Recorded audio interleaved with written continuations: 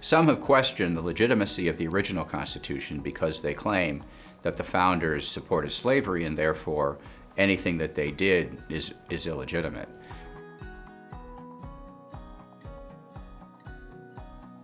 In fact, many of the founders were quite opposed to slavery, and the Constitution was a result of a compromise between states where slavery was abolished or was going to be abolished soon, and states where it wasn't going to be abolished.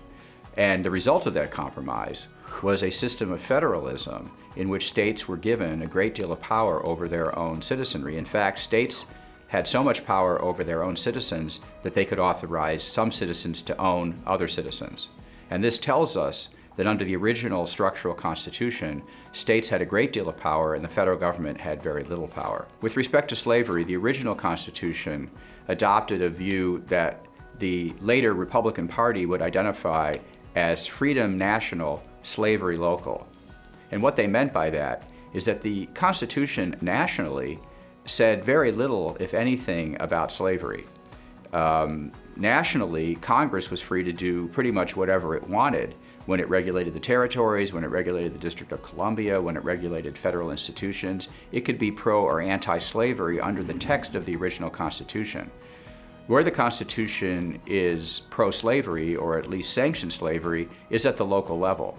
It allows states to authorize slavery if states wish to, and it allowed states to abolish slavery where they thought it was appropriate, as many states did. So that was freedom national and slavery local. And essentially what the amendments to the Constitution did, the Reconstruction Amendments did, was abolish the slavery local part of this provision. The 13th, 14th, and 15th Amendments that created new federal powers to protect citizens from having their rights violated by their own state governments.